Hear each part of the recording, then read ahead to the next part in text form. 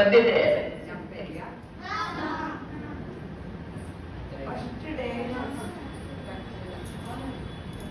First day ನಾನು ಬಂದಿದ್ದೆ, ಜ್ಞಾಪಕ ಇದೆಯಾ?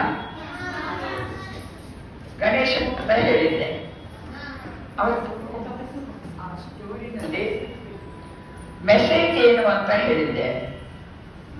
ಗಣೇಶನ್ ತಲೆ ಕತ್ತರಿಸಿತ್ತು. ಏನ್ ಮೆಸೇಜು ಅವತ್ತು?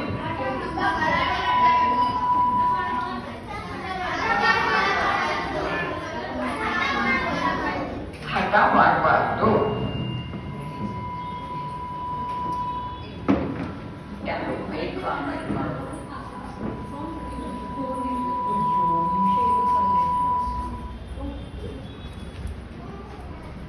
ಸೌಂಡ್ ಇದು ಮಾಡು. ಹಠ ಮಾಡಬಾರ್ದು ಅಂತ. ಅವತ್ತು 13th ಆಗಿತ್ತು ಅಲ್ವಾ? ಇವತ್ತು ಎಷ್ಟನೇ ತಾರೀಕು? 19. 13ರಿಂದ 19ರವರೆಗೆ ಎಲ್ಲರಿಗೂ ಜ್ಞಾಪಕ ಇದೆಯಾ? ನಾನು ಹೇಳಿದ್ದೆ 13ನೇ ತಾರೀಕು. 19ನೇ ತಾರೀಕು ಜ್ಞಾಪಕ ಇದೆ. ಇನ್ನು ಮುಂದೆ ನೋಡೋ ಜ್ಞಾಪಕ ಇರಬೇಕು. ಹಠ ಮಾಡಬೇಕು. ಮನೆಯಲ್ಲೂ ಸ್ಕೂಲ್ನಲ್ಲೂ ಹೊರಗಡೆ ಎಲ್ಲೂ ಹೋದ್ರು ಹಠ ಮಾಡಬಾರ್ದು. ಎಲ್ಲೂ ಮಾರ್ಕೆಟಿಗೆ ಹೋಗಿರ್ತೀವಿ, ಡಿಪಾರ್ಟ್ಮೆಂಟ್ ಸ್ಟೋರಿಗೆ ಇರುತ್ತೆ, ಅದು ಬೇಕು ಇದು ಬೇಕು ಅದೇ ಬೇಕು ಅಂತ ಹಠ ಮಾಡಬಾರ್ದು. ಇವತ್ತು ರಾವಣ ಯಾರು ಅಂತ ಗೊತ್ತಾ? ರಾಮ ರಾವಣ. ಯಾರು ಯಾರನ್ನ ಕೊಂದ್ರು?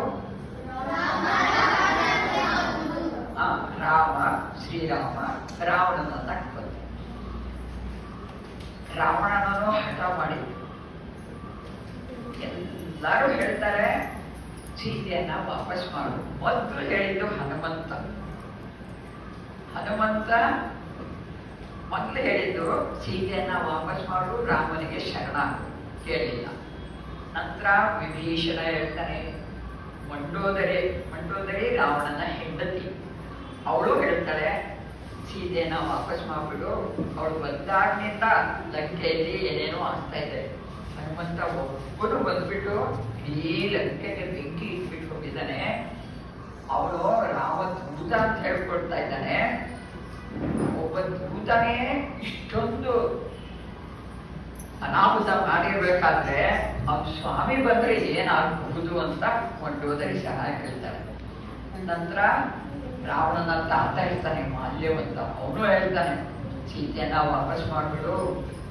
ಅವಳು ಯುದ್ಧ ಏನೇ ಮಾಡಿದ್ರು ನೀನು ಅವಳನ್ನ ಮದುವೆ ಆಗೋದಕ್ಕೆ ಸಾಧ್ಯ ಇಲ್ಲ, ನೀನು ಅವಳನ್ನ ವಾಪಸ್ ಮಾಡ್ಬಿಡು, ರಾಮನಿಗೆ ಕೊಟ್ಬಿಡು. ರಾಮ ಖಂಡಿತ ನಿನ್ನನ್ನ ಕ್ಷಮಿಸ್ತಾನೆ ಅಂತ ಹೇಳ್ತಾರೆ. ಯಾರ ಮಾತು ಕೇಳಲ್ಲ ರಾವಣ. ರಾವಣ ಒಳ್ಳೆಯವನು ಕೆಟ್ಟವನು? ಮೊದಲು ಅವನು ಒಳ್ಳೆಯವನೇ ಆಗಿರ್ತಾನೆ, ಆಮೇಲೆ ಕೆಟ್ಟವನು. ಮೊದಲು ಎಷ್ಟು ಒಳ್ಳೆಯವನಿರ್ತಾನೆ ಅಂತಂದ್ರೆ ತಪಸ್ಸು ಮಾಡಿ ಶಿವನಿಗೆ 10 ತಲೆ. ರಾವಣನಿಗೆ ಎಷ್ಟು ತಲೆ ಇತ್ತು? 10 ತಲೆ. 10 ತಲೆ ಅಂತಂದ್ರೆ ಕಾಮ, ಕ್ರೋಧ, ಲೋಭ, ಮದ, ಮೋಹ, ಮಾತ್ಸರ್ಯ ಇವೆಲ್ಲನೂ ತಲೆಯನ್ನ ತೋರಿಸ್ತಾರೆ. ನಮ್ಗೆ ಹೆಂಗ್ ಗೊತ್ತಾಗೋದು? ಆ 10 ತಲೆನಲ್ಲಿ 9 ತಲೆಯನ್ನ ರಾವಣ ಬೆಂಕಿಯಲ್ಲಿ ಹಾಕಿ ಶಿವನಿಗೆ ಅರ್ಪಿಸ್ಬಿಟ್ಟಿರ್ತಾನೆ.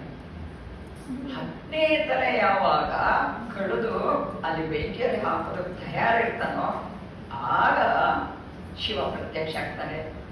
ರಾವಣ, ನಿಂಗೆ ಏನ್ ಬೇಕು ಕೇಳು, ನಿನ್ ಭಕ್ತಿಗೆ ನಾನು ಮೆಚ್ಚಿದ್ದೀನಿ, ಮತ್ತೆ ನಿನ್ಗೆ ಏನ್ ಬೇಕು ಕೇಳು. ರಾವಣ ಏನ್ ಕೇಳ್ತಾನೆ ಗೊತ್ತಾ? ಅವ್ನು ಒಳ್ಳೆಯವನಿರ್ತಾನೆ. ಆಗ ಅವನೇನ್ ಕೇಳ್ತಾನೆ? ಶಿವ, ಮಹಾದೇವ, ನಿಜವಾಗಿ ನನಗೇನು ಬೇಡ, ನಿನ್ನ ಭಕ್ತಿ ಒಂದಿದ್ರೆ ಸಾಕು. ಆಗ ಒಳ್ಳೆಯವನಾಗಿರ್ತಾನೆ. ಆಗ ಶಿವನಿಗೆ ಬಹಳ ಸಂತೋಷ ಆಗುತ್ತೆ. ಕಾಮ, ಕ್ರೋಧ ಎಲ್ಲಾನು ನನಗೆ ಸಮರ್ಪಣೆ ಮಾಡಿ ರಾವಣ ಎಷ್ಟು ಒಳ್ಳೆಯವನಾಗಿದ್ದಾನೆ, ಎಲ್ಲ ಬಿಟ್ಟಂತವರು ಎಷ್ಟು ಒಳ್ಳೆಯವರಾಗ್ತಾರೆ. ಎಲ್ಲ ದೇವರಿಗೆ ಸಮರ್ಪಣೆ ಮಾಡಿ ನಾನು ಇನ್ಮೇಲೆ ಕೋಪ ಮಾಡ್ಕೊಳ್ಳಲ್ಲ, ಆಸೆ ಪಡಲ್ಲ ಎಲ್ಲ ಅಂದ್ಕೊಂಡವನು ಭಾರಿ ಖುಷಿ ಆಗುತ್ತೆ ಶಿವನಿಗೆ. ಮತ್ತೆ ಏನ್ ಬೇಕು ಕೇಳೋಣ? ಇಲ್ಲ, ನಾನು ಬಂದಿದ್ದೀನಿ, ನಿಮ್ಗೆ ಏನ್ ಬೇಕು ಕೇಳು. ಆಗ ರಾವಣ ಏನ್ ಹೇಳ್ತಾನೆ, ಈ ಭಕ್ತಿ ಒಂದು ಬಿಟ್ಟು ನನಗೆ ಬೇರೆ ಏನೂ ಬೇಕಾಗಿಲ್ಲ. ಆಗ ಶಿವನಿಗೆ ಸಂತೋಷ ಆಗುತ್ತೆ. ಅವನು ಹೇಳ್ತಾನೆ, ನೀನು ನಿನ್ನಂತ ಭಕ್ತ ಜಗತ್ನಲ್ಲೇ ಇನ್ಯಾರು ಇಲ್ಲ, ನೀನು ನನ್ನ ಮಹಾನ್ ಭಕ್ತ ಅಂತ ಹೇಳ್ತೀನಿ. ಈ ಸಮಾಚಾರ ಎಲ್ಲಾ ಕಡೆ ಗೊತ್ತಾಗುತ್ತೆ. ಶಿವನೇನೆ ರಾವಣನಿಗೆ ಆಶೀರ್ವಾದ ಮಾಡಿದ್ದಾನೆ, ವರ ಕೊಟ್ಟಿದ್ದಾನೆ, ಮಹಾನ್ ಭಕ್ತ ಅಂತ, ದೊಡ್ಡ ಭಕ್ತ ಅಂತ.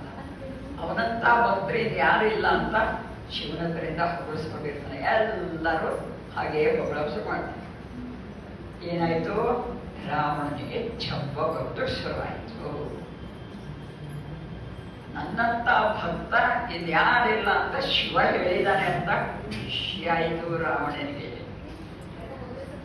ಮತ್ತೆ ಮತ್ತೆ ಹೇಳ್ತಾನೆ, ನನ್ನಂತ ಮಹಾನ್ ಭಕ್ತ ಇನ್ಯಾರಿಲ್ಲ ಅಂತ ಭಕ್ತ ಮನೆಯಲ್ಲಿ ಎಷ್ಟು ಕೆಟ್ಟವನಾಗ್ತಾನೆ ಎಲ್ಲರಿಗೂ ಗೊತ್ತು. ಸೀತೆಯನ್ನ ಅಪರಿಚಿತ ಯಾರು? ರಾವಣ ಮೋಸದಿಂದ ಸನ್ಯಾಸಿ ವೇಷ ಹಾಕೊಂಡ್ಬಿಟ್ಟು ಬಂದು ಮಾರೀಚನನ್ನ ಕಳಿಸಿರ್ತಾನೆ. ಅವನು ಜಿಂಕೆ ರೂಪದಲ್ಲಿ, ಮಾರೀಚ ಒಬ್ಬ ರಾಕ್ಷಸ ಇರ್ತಾನೆ, ಅವನನ್ನ ಕಳಿಸಿರ್ತಾನೆ. ಸೀತೆ ಸಹ ಆ ಬಣ್ಣದ ಜಿಂಕೆ, ಚಿನ್ನದ ಬಣ್ಣದ ಜಿಂಕೆಯನ್ನ ನೋಡಿ ಆಸೆ ಪಡ್ತಾಳೆ. ನಂತರ ಅದು ಬೇಕೇ ಬೇಕು ಅಂತ ಲಕ್ಷ್ಮಣ ಹೇಳ್ತಾನೆ, ಅದಕ್ಕೆ ಖಂಡಿತವಾಗಿನೂ ಅವನೊಬ್ಬ ರಾಕ್ಷಸ ಇರ್ಬೇಕು, ಖಂಡಿತ ಈ ತರ ಬಣ್ಣದ ಜಿಂಕೆ ಇರೋದೇ ಇಲ್ಲ ಅಂತ. ಆಗ ಸೀತೆ ಹಠ ಮಾಡ್ತಾಳೆ ರಾಮನ ಹತ್ರ, ನನ್ಗೆ ಆ ಜಿಂಕೆ ಬೇಕೇ ಬೇಕು. ರಾಮ ಅನ್ಕೊಳ್ತಾನೆ, ಪಾಪ ಸೀತೆ ಯಾವತ್ತೂ ಏನು ಕೇಳದವಳಲ್ಲ, ಅದಕ್ಕೆ ನೆನೆ ಕೊಟ್ಬಿಡೋಣ ಅಂತ ಹೇಳಿ ಲಕ್ಷ್ಮಣಿಗೆ ಹೇಳ್ತಾರೆ, ನೀನ್ ಸೀತೆಯನ್ನ ಬಿಟ್ಟು ಎಲ್ಲೂ ಹೋಗ್ಬಾರ್ದು, ಮತ್ತೆ ನೀನು ಇಲ್ಲೇ ಕಾಯ್ಕೊಂಡಿರ್ಬೇಕು, ಸೀತೆಯನ್ನ ಬಿಟ್ಬಿಟ್ಟು ಹೋಗ್ಬಾರ್ದು, ನೀನು ಒಬ್ಬಳೇ ಅವಳನ್ನ ಬಿಟ್ಟು ಹೋಗ್ಬಾರ್ದು. ರಾಮ ಬಿಲ್ಲನ್ನ ತಗೊಂಡು ಜಿಂಕೆಯನ್ನ ಕಚ್ಕೊಂಡು ಹೋಗ್ತಾನೆ. ಕಥೆ ಎಲ್ಲರಿಗೂ ಗೊತ್ತು. ನಂತರ ಆ ಜಿಂಕೆ ದೂರ ದೂರ ದೂರ ದೂರ ಆಶ್ರಮದಿಂದ ದೂರ ಕರ್ಕೊಂಡು ಹೋಗುತ್ತೆ. ರಾಮನನ್ನ ಓಡಿ ಓಡಿ ಹೋಗುತ್ತೆ, ಕಾಣಿಸುತ್ತೆ ಓಡಿ ಹೋಗುತ್ತೆ, ಕಾಣಿಸುತ್ತೆ ಓಡಿ ಹೋಗುತ್ತೆ. ರಾಮ ಅದ್ರ ಹಿಂದೆ ಹೋಗ್ತಾನೆ. ಕೊನೆಯಲ್ಲಿ ಇದನ್ನ ಸಾಯಿಸ್ಬಿಡೋಣ ಅಂತ ಹೇಳಿ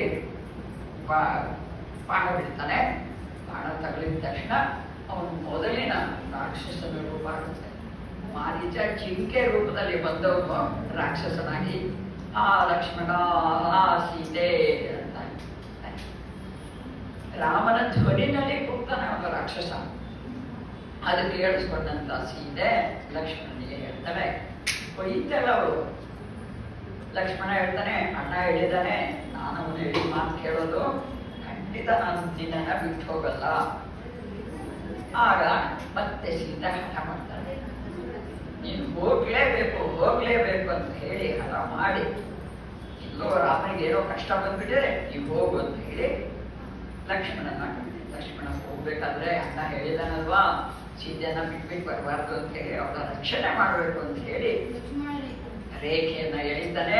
ಈ ರೇಖೆಯನ್ನ ದಾಟಬಾರ್ದು ಅಂತ ಹೇಳೋಗಿದೆ. ಯಾವುದೇ ಕಾರಣಕ್ಕೂ ನೀನು ರೇಖೆಯನ್ನ ದಾಟಬಾರ್ದು ಅಂತ ಹೇಳಿದ್ರೆ ರಾವಣ ಸನ್ಯಾಸಿ ವೇಷ ಲಕ್ಷ್ಮಣ ಹೊರಟೋಗ್ತಾನೆ.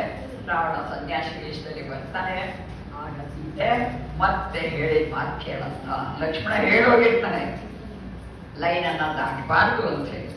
ಆದರೆ ಲೈನನ್ನ ದಾಟ್ಬಿಟ್ಟು ಸೀತೆ ಹೊರಗಡೆ ಬರ್ತಾನೆ. ರಾವಣ ಅಪಹರಿಸ್ಕೊಂಡು ಹೋಗ್ತಾನೆ. ನಂತರ ಎಲ್ಲರಿಗೂ ಗೊತ್ತು, ಸೀತೆಯನ್ನ ವಾಪಸ್ ಕರ್ಕೊಂಡು ಹೋಗೋದಕ್ಕೆ ಹನುಮಂತ ಬಂದು ಹುಡುಕ್ತಾನೆ. ದೊಡ್ಡ ಕಥೆ ಅದು ರಾಮಾಯಣ. ನಂತರ ಯುದ್ಧ ಆಗುತ್ತೆ ಇಬ್ಬರಿಗೂ. ನಾನು ಮನೆಯಿಂದ ಒಂದು ಸಂದೇಶ ರಾವಣ ಏನು ಹೇಳ್ದ ಅದನ್ನ ಹೇಳ್ಬಿಟ್ಟು ಮುಗಿಸ್ತೇನೆ. ಸೀತೆಯನ್ನ ಹುಡುಕೊಂಡು ಹನುಮಂತ ಬಂದಿದ್ದಾಯ್ತು. ಆಮೇಲೆ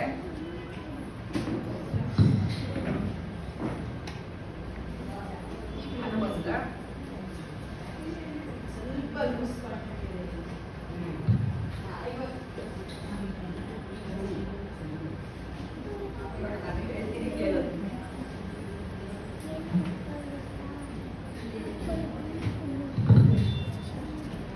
ಮೈಕು ಮಾತು ಕೇಳ್ತಾ ಇಲ್ಲ.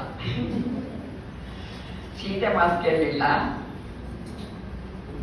ರಾವಣ ಯಾರ ಮಾತು ಕೇಳಲಿಲ್ಲ, ಒಳ್ಳೆಯವನಾಗಿದ್ರು ಸಹ ಯಾರ ಮಾತು ಕೇಳಲಿಲ್ಲ. ಎಲ್ಲರೂ ಹೇಳ್ತಾರೆ ಸೀತೆಯನ್ನ ವಾಪಸ್ ಮಾಡು, ವಾಪಸ್ ಮಾಡು. ಯುದ್ಧ ಪ್ರಾರಂಭ ಆಗುತ್ತೆ ರಾಮನಿಗೆ ಮತ್ತು ರಾವಣನಿಗೆ. ಆ ಕಡೆನೂ ಸ್ವಲ್ಪ ಜನ ಸಾಯ್ತಾರೆ, ಈ ಕಡೆ ರಾವಣನ ಕಡೆಗೆ ತುಂಬಾ ಜನ ಸಾಯ್ತಾರೆ. ರಾವಣನ ಮಕ್ಕಳೆಲ್ಲ ಸತ್ತೋಗ್ತಾರೆ, ರಾವಣನ ಸಂಬಂಧಿಗಳೆಲ್ಲ ಸತ್ತೋಗ್ತಾರೆ, ಎಲ್ಲರೂ ಸತ್ತೋಗ್ತಾರೆ. ಕೊನೆಯಲ್ಲಿ ರಾವಣನಿಗೆ ಅತ್ಯಂತ ಪ್ರಿಯನಾದಂತಹ ಮೇಘನಾದ ಇಂದ್ರಜಿತ್ ಅವನು ಸತ್ತೋಗ್ತಾನೆ. ಅವನು ಹೋಗೋ ಮುಂಚೆ ಹೇಳಿರ್ತಾನೆ, ರಾಮ ಸಾಮಾನ್ಯ ಅಲ್ಲ, ಲಕ್ಷ್ಮಣ ಸಾಮಾನ್ಯ ಅಲ್ಲ, ಖಂಡಿತವಾಗಿನೂ ನೀನು ಯುದ್ಧ ಮಾಡಿ ತಪ್ಪು ಅಂತ ಹೇಳ್ತಾನೆ. ಆದ್ರೂ ಸಹ ರಾವಣನಿಗೆ ಅವನಿಗೆ ಹೇಳಿದ ಮಾತು ಅರ್ಥ ಆಗಲ್ಲ. ಇನ್ನು ಇಷ್ಟು ಮುಂದೆ ಬಂದಿದ್ದೀನಿ, ಇನ್ನ ನಾನು ಸಾಯೋದು ನಿಜ ಅಂತ ಅಂದ್ಬಿಟ್ಟು ಕೊನೆಯಲ್ಲಿ ರಾವಣನನ್ನ ಬಾಣ ಬಿಟ್ಟು ಸಾಯಿಸ್ತಾನೆ. ಒಂದೊಂದೇ ತಲೆ ಕತ್ತರಿಸ್ತಾನೆ, ತಲೆ ಮತ್ ಬರುತ್ತೆ. ನಂತರ ರಾವಣ ಯುದ್ಧದಲ್ಲಿ ಮೊದಲನೇ ದಿವಸ ಸೋತೋಗಿರ್ತಾನೆ. ರಾಮ ಕಳಿಸ್ತಾನೆ, ನಿನ್ನ ಹತ್ರ ಏನು ಆಯುಧ ಇಲ್ಲ, ನಾನು ನಿನ್ನನ್ನು ಸಾಯಿಸಲ್ಲ, ಇವತ್ತು ಹೋಗು, ವಿಶ್ರಾಂತಿ ತಗೋ, ನಾಳೆ ಬಾ ಅಂತ. ಕೈಗೆ ಸಿಕ್ಕಿದಂಥ ಶತ್ರುವನ್ನ ಸಹ ಬಿಡ್ತಾನೆ ರಾಮ. ಅಂಥ ಮರ್ಯಾದ ಪುರುಷೋತ್ತಮ ಅವರು. ಆಮೇಲೆ ಯುದ್ಧ ಪ್ರಾರಂಭ ಆಗುತ್ತೆ. ಮರು ದಿವಸ ರಾವಣ ಬರ್ತಾನೆ, ಅವನಿಗೆ ಗೊತ್ತಿರುತ್ತೆ ನಾನು ಸಾಯ್ತೀನಿ ಅಂತ. ನಂತರ ರಾಮ ಬಾಣ ಬಿಟ್ಟು ಅವನನ್ನು ಸಾಯಿಸ್ತಾನೆ. ಸತ್ತಾಗ ಅವನು ಕೆಳಗಡೆ ಬೀಳ್ತಾನೆ ಯುದ್ಧದ ರಂಗದಲ್ಲಿ. ಆಗ ಒಂದೇ ಸರ್ತಿ ಪ್ರಾಣ ಹೋಗಲ್ಲ ಅವನಿಗೆ. ಲಕ್ಷ್ಮಣನಿಗೆ ರಾಮ ಕಳಿಸ್ತಾನೆ. ಲಕ್ಷ್ಮಣ ಮೊದಲಿಂದ ಸ್ವಲ್ಪ ಅವನಿಗೆ ಕೋಪ ಜಾಸ್ತಿ ಲಕ್ಷ್ಮಣನಿಗೆ. ಆದ್ರೆ ರಾಮ ಹೇಳಿದ ಮಾತನ್ನ ಅವನು ಯಾವತ್ತೂ ಮೀರಲ್ಲ. ಅದಕ್ಕೆ ಲಕ್ಷ್ಮಣನಿಗೆ ಕಳಿಸ್ತಾನೆ, ಹೋಗು, ರಾವಣ ಸಾಯ್ತಾ ಇದ್ದಾನೆ, ಅವನಿಗೇನು ಸ್ವಲ್ಪ ಹೊತ್ತು ಸತ್ತೋಗ್ತಾನೆ, ಮತ್ತೆ ನೀನು ಹೋಗಿ ಅವನು ಏನ್ ಹೇಳ್ತಾನೆ, ಅವನ ಸಂದೇಶ ಏನು ಅದನ್ನು ನಾನು ಹೇಳ್ಬೇಕು. ಇವಾಗ ಸಂದೇಶ ಏನು ಕೇಳ್ಕೊಂಬ ಅಂತ ಲಕ್ಷ್ಮಣನನ್ನ ಕಳಿಸ್ತಾರೆ. ಲಕ್ಷ್ಮಣನಿಗೆ ಇಷ್ಟ ಆಗಲ್ಲ, ಅವನ ಹತ್ರ ಹೋಗಿ ಕೇಳೋದು ಅಂತ. ಅಂದ್ರೆ ಅಣ್ಣ ಹೇಳಿದ್ದಾನಲ್ವಾ, ಮಾತು ಕೇಳೋದು. ರಾಮ ಹೇಳಿದ ಮಾತನ್ನ ಯಾವತ್ತೂ ಅವನು ಮೀರಲ್ಲ. ಹೋಗ್ತಾನೆ ಲಕ್ಷ್ಮಣ, ಕಾಲ ಹತ್ರ ನಿಂತ್ಕೊಳ್ತಾನೆ. ರಾಮ ಹೇಳಿದಾನೆ ಸಂದೇಶ ಏನು ಹೇಳು ಅಂತ. ರಾವಣ ಮಾತಾಡಲ್ಲ, ಯಾಕಂದ್ರೆ ಅವನ ಕಾಲ ಹತ್ರ ನಿಂತ್ಕೊಂಡಿರ್ತಾನೆ. ಲಕ್ಷ್ಮಣ ವಾಪಸ್ ಹೋಗಿ ರಾವಣ ಮಾತಾಡ್ತಾ ಇಲ್ಲ ಅಂತ ಹೇಳ್ತಾನೆ. ರಾಮ ನೀನೆಲ್ಲಿ ನಿಂತಿದ್ದೆ ಅಂತ. ರಾಮನಿಗೆ ಗೊತ್ತಿದ್ದು ಲಕ್ಷ್ಮಣನ ಸ್ವಭಾವ ಏನು ಅಂತ. ನಾನು ಅವನ ಹತ್ರ ಕಾಲ ಹತ್ರ ನಿಂತಿದ್ದೆ. ಇಲ್ಲ ಇಲ್ಲ, ಅದೇ ಹತ್ರ ಹೋಗಿ ಕೇಳು, ಅವನ ಹತ್ರ ಹೋಗಿ ಕೈ ಮುಗಿದು ಕೇಳು, ಮತ್ತೆ ಸಂದೇಶ ಏನು ಅಂತ. ರಾವಣ ಹೇಳಿದ ಸಂದೇಶ ಏನು ಗೊತ್ತಾ, ಆಗ ಹೇಳ್ತಾನೆ ಲಕ್ಷ್ಮಣನಿಗೆ.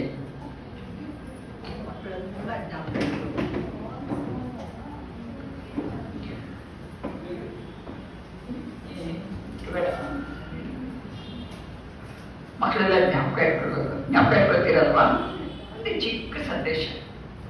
ಒಳ್ಳೇದು ಮಾಡಬೇಕು ಅನ್ಸಿದ್ರೆ ಕೂಡಲೇ ಮಾಡಬೇಕು. ಏನು ಒಳ್ಳೇದು ಮಾಡಬೇಕು ಅನ್ಸಿದಾಗ ಕೂಡಲೇ ಮಾಡಿಬಿಡ್ಬೇಕು. ಮತ್ತೆ ರಾವಣ ಹೇಳ್ತಾನೆ, ಕೆಟ್ಟದ್ದು ಮಾಡಬೇಕು ಅಂತ ಅನ್ನಿಸ್ದಾಗ ನಾಳೆ ಮಾಡೋಣ ಅಂತ ಮುಂದೆ ಹಾಕ್ಬೇಕು. ಪ್ರತಿ ದಿವಸ ನಾಳೆ ಮಾಡೋಣ ನಾಳೆ ಮಾಡೋಣ ಅಂತ ಆಗುತ್ತಲ್ಲ, ನಾಳೆ ನಾಳೆ ನಾಳೆ ನಾಳೆ ಅಂತ ಹೋಗುತ್ತೆ. ಅದು ಮಾಡೋದೇ ಇಲ್ಲ. ಮಾಡದೇ ಇದ್ದಾಗ ಅದು ಆಮೇಲೆ ಮರ್ತು ಹೋಗ್ಬಿಡುತ್ತೆ. ಒಳ್ಳೇದು ಮಾಡ್ಬೇಕು ಅನ್ಸಿದಾಗ ಏನ್ ಮಾಡ್ಬೇಕು, ಒಳ್ಳೆ ಮಾಡ್ಬೇಕು. ಕೆಟ್ಟದ್ದು ಮಾಡ್ಬೇಕು ಅನ್ಸಿದಾಗ ನಾಳೆ ನಾಳೆ ಅಂತ ಅನ್ಸುತ್ತೆ. ಕೆಟ್ಟದಾಗತ್ತೆ, ಅವ್ರ ಹತ್ರ ಜಗಳ ಆಡೋಣ, ಅವ್ರ ಹತ್ರ ಇದು ಮಾಡೋಣ, ಅದಕ್ಕೆಲ್ಲ ಬರುತ್ತೆ. ಅಪ್ಪ ಅಮ್ಮ ಹೇಳಿದ ಮಾತು ಕೇಳದೆ ಇರೋಣ, ಅದೆಲ್ಲ ಇರುತ್ತೆ. ಅಂದ್ರೆ ನಾಳೆ ಮತ್ತೆ ನೋಡೋಣ ಮತ್ತೆ ನೋಡೋಣ, ಕೂಡಲೇ ಕೆಟ್ಟದ್ದನ್ನ ಮಾಡಬಾರ್ದು, ಒಳ್ಳೆದನ್ನ ಮಾಡಬೇಕು. ಆದ್ರೆ ರಾವಣ ಅದನ್ನ ಪಾಲಿಸ್ಲಿಲ್ಲ. ಅವನಿಗೆ ಸೀತೆಯನ್ನ ಅಪಹರಿಸಬೇಡ ಅಂತ ಹೇಳಿ ಎಲ್ಲರೂ ಹೇಳಿರ್ತಾರೆ. ಕುಂಭಕರ್ಣ ಹೇಳಿರ್ತಾನೆ. ಕುಂಭಕರ್ಣ ರಾವಣನ ತಮ್ಮ. ಅವನು ಹೇಳ್ತಾನೆ, ಕುಂಭಕರ್ಣ ಎದ್ದು ಅವನನ್ನು ಎಬ್ಬಿಸ್ತಾರೆ ಅಂತ ಹೇಳ್ತಾರೆ. ಕುಂಭಕರ್ಣ ಬಂದು ಹೇಳ್ತಾನೆ, ರಾವಣ ನೀನ್ ಮಾಡಿದ್ದು ಜಗದಂಬೆಯನ್ನ ಕದ್ದು ಬಿಟ್ಟು ಬಂದಿದ್ಯಾ, ಬೇರೆಯವರ ಹೆಂಡತಿಯನ್ನ ಕದಿಯೋದು ತಪ್ಪು ಅಂತ ಗೊತ್ತಿರಲಿಲ್ಲ ನಿನ್ಗೆ ಅಂತೆಲ್ಲ ಬೈತಾರೆ. ಆದ್ರೂ ಕೆಟ್ಟದ್ ಮಾಡ್ಬೇಕು ಅನ್ನಿಸ್ದಾಗ ಮಾಡ್ತಾನೆ, ಒಳ್ಳೇದ್ ಮಾಡ್ಬೇಕು ಅನ್ನಿಸ್ದಾಗ ಮಾಡಲ್ಲ. ಒಳ್ಳೇದ್ ಮಾಡ್ಬೇಕು ಅನ್ನಿಸ್ದಾಗ ಮಾಡ್ಬೇಕು, ಕೆಟ್ಟದ್ ಮಾಡ್ಬೇಕು ಅಂತ ಅನಿಸ್ದಾಗ ನಾಳೆ ಮಾಡೋಣ ಅಂತ ಮುಂದೆ ಹಾಕ್ಬೇಕು.